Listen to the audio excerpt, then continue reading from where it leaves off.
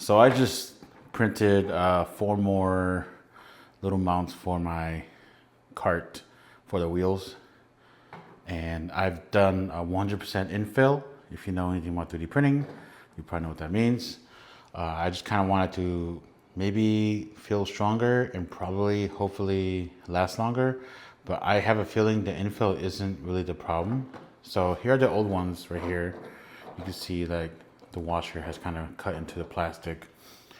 And what's happened is, I think through vibration and just use in general, the wheels that goes in here, that's thread, they're M10 threads, I believe.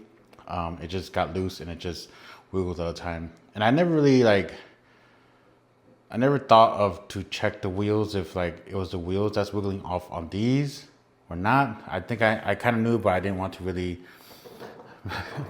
fix it because I'm just a little bit lazy.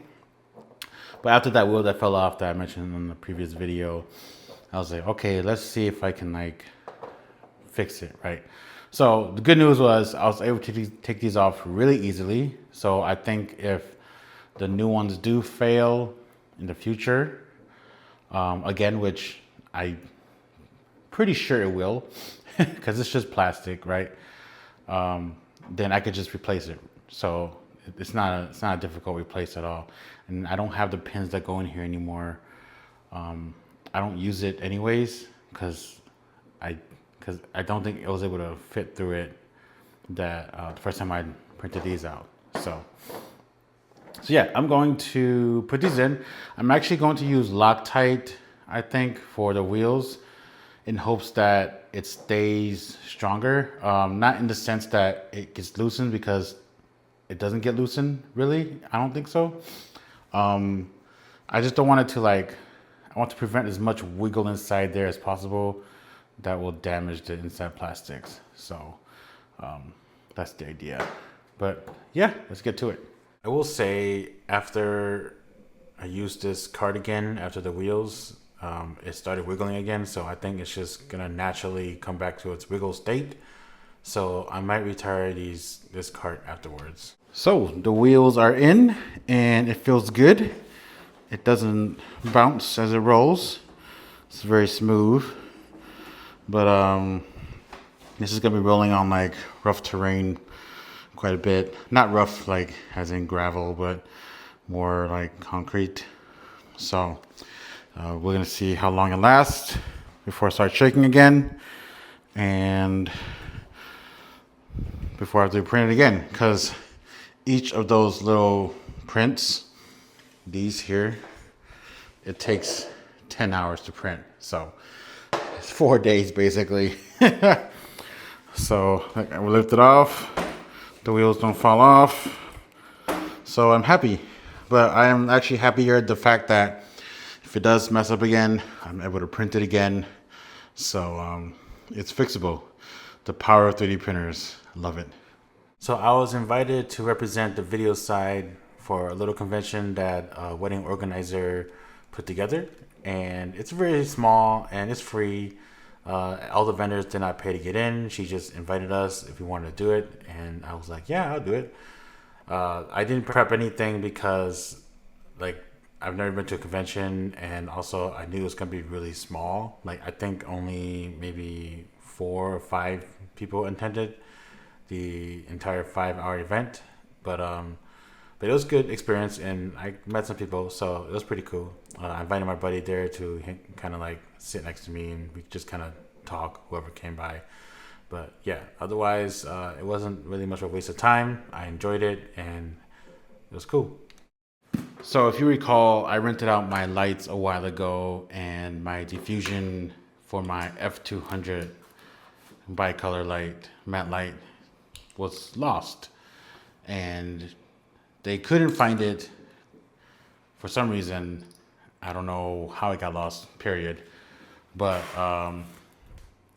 so I contacted Godox, and I'm gonna say, there's a thing about Godox that I think a lot of people know, or I've mentioned it before if you watch my stuff. But getting things repaired or maybe missing parts that you can't find on stores is a little difficult, in my opinion.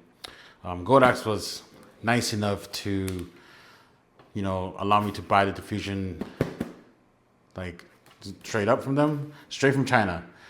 But then like the communication process, you know, I'm in America, Godox is in China, and they can't message till like it's nighttime here or whatever, and then like they always default, because I've contacted them a few times already, and they always default to, have you tried our American distributor to see if you have it, even though I told them I've contacted every distributor in America, or the ones that, you know, they recommend. They still say that to me, which is pretty annoying. But regardless, I'm glad they're able to sell to me, and nothing went wrong with it, because they said that they don't know what's gonna happen in customs, you know.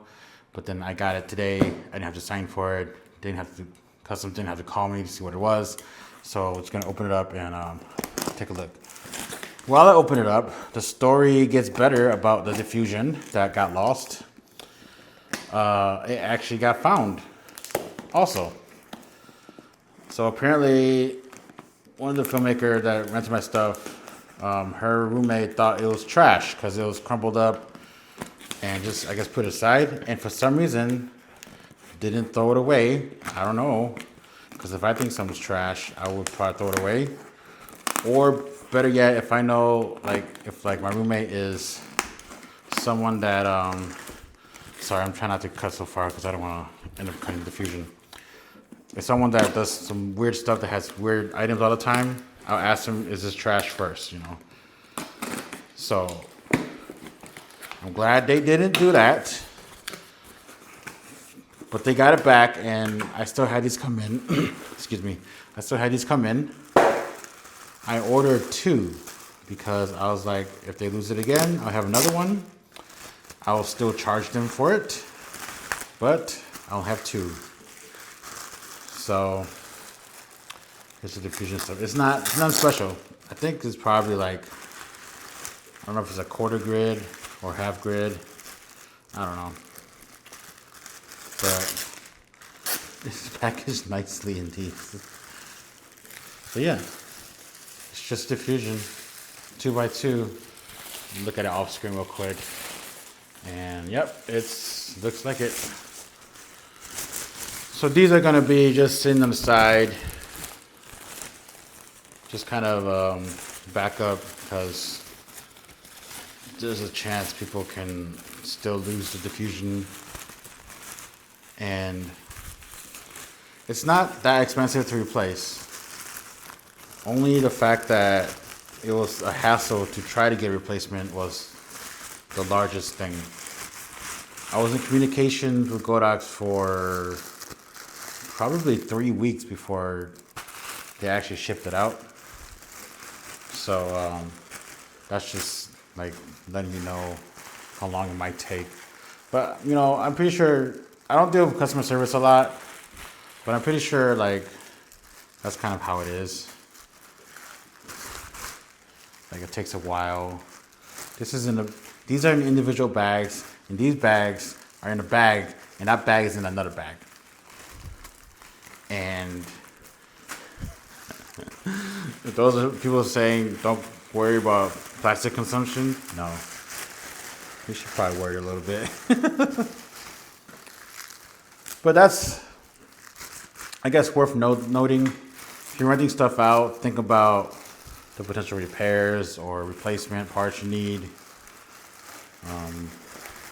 I've already had to buy a replacement lens hood for my lens. But it's not the repair, it's just through my stupidness.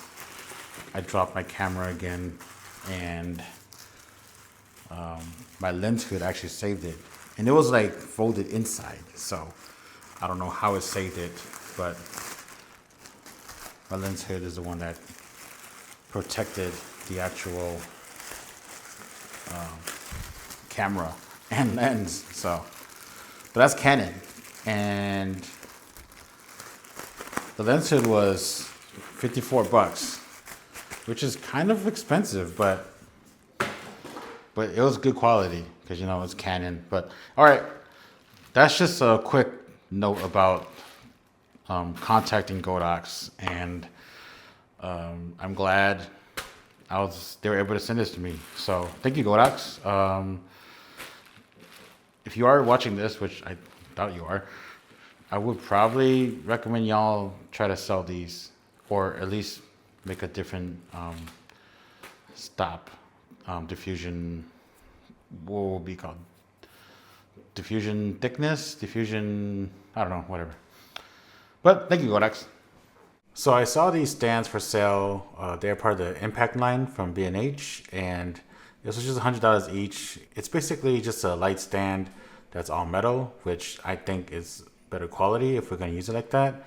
And I've always been kind of needing more stands, but I didn't really want to go for more C-stands because like I just kind of don't need C-stands like that essential for what I do. So I thought $100 a stand might be better. I stupidly, for some reason, thought these stands were the size of combo stands, like big ones, and we can probably use like diffusion frames on it, but I guess I didn't fully read the specs, or I just was stupid, and it came in and I was like, oh, it's just a light stand. So yeah, I think I'm going to look for a combo stand elsewhere. One thing about this I think it's probably worth mentioning is the baby pin. It's not as long as, say, like a C-stand. So this basically just works well for a light, because this fits fine in there. But if you want to use like a boom arm or even a grip head, it's not far enough. You see the bolt right there. So as compared to this goes all the way, you know. So even if I'm not fully tight, it won't come off. Same thing goes for this. If you want to use the boom,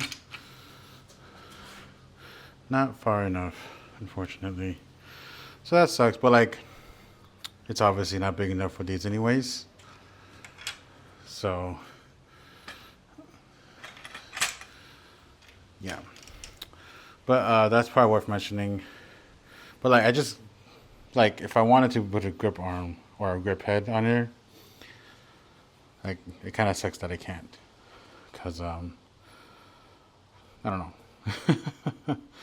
But otherwise, I think it's built pretty strong, being aluminum. It's light enough where it's not super heavy. Like, it's much more lighter than the C-stand. But I think either I'm going to buy at least one more C-stand, or get the combo stand, which I hope the combo stand is not aluminum. It cannot be. Like, if it's aluminum, it will be rejected so fast in the industry. But this does go long, so it's not bad. I think it's worth keeping.